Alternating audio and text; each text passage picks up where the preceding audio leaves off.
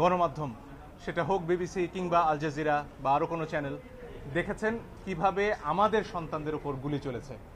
আল জাজিরার একটা ছবি, সেনাবাহিনীর সদস্যরা অটোমেটিক রাইফেল নিয়ে শুয়ে পড়লেন লাইন দিয়ে, তাদের 20 গজ দূরে নিরস্ত্র সাধারণ মানুষ, আমরা, আমার দেশের জনগণ, তাদের দিকে সেমের অটোমেটিক রাইফেল থেকে গুলি চলল।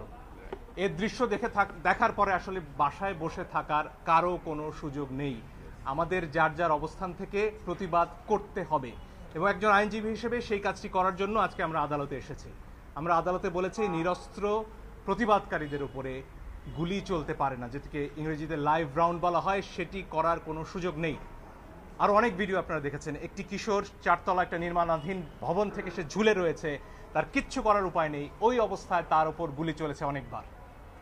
আপনারা দেখেছেন রিয়া গোপ তার বাবার কোলে গুলিবিদ্ধ হয়েছে, আরেক শিশু, সে তার চোখ দিয়ে গুলি ঢুকেছে, মাথার পেছন দিক দিয়ে বেরিয়ে গেছে। জিজ্ঞেস করুন সে কোথায় ছিল, তার বাসায় ঘরের ভেতর জানালা দিয়ে বাইরে তাকিয়েছিল, এই তার অপরাধ।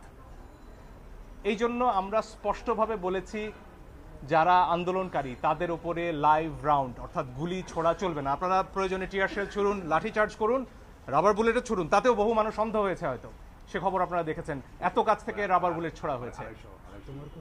ফলে এই বিষয়গুলো সামনে আসতে হবে। আমার নিজের অভিজ্ঞতা আমি বলতে পারি, আমি ধানমন্ডিতে যখন হাঁটছিলাম আমার দিকে 2 রাউন্ড গুলি করা হয়েছে। তাদের পোশাক পরনে ছিল না, আমি জানি না তারা কারা পিস্তল থেকে গুলি হয়েছে, কারণ আমার হাতে ক্যামেরা ছিল, কোনো প্রমাণ তারা রাখবেন না। কিন্তু প্রমাণ ধ্বংস হয় না আজকের দুনিয়ায়, প্রমাণ পৌঁছে যায়। আরেকটি দাবি আমরা করেছি পরিষ্কারভাবে, ছাত্ররা সারা বাংলাদেশ থেকে আজকে বলেছেন যে 6 জনকে ডিবি অফিসে রাখা হয়েছে, তারা সেখানে বন্দী। তারা স্পষ্টতই ছাত্ররা বলেছেন কালকে ডিবি অফিস থেকে বা যেখান থেকেই হোক যে ভিডিও প্রকাশ করা হচ্ছে, সেই ভিডিওতে যে কথা বলা হয়েছে সেটি অস্ত্রের মুখে হয়েছে, ছাত্ররা সেটি বলেছেন। এবং এই ধরনের আন্দোলন প্রত্যাহারের দাবি ছাত্ররা মানেন না, তারা সেটি বলেছেন।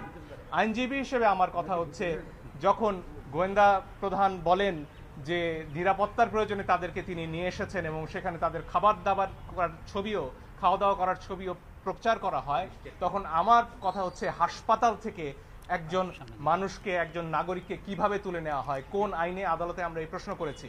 আপনারা নাইমের ক্ষতবিক্ষত শরীর দেখেছেন, তার গায়ে পিটিয়ে কি অবস্থা করা হয়েছে পত্রিকায় এসেছে।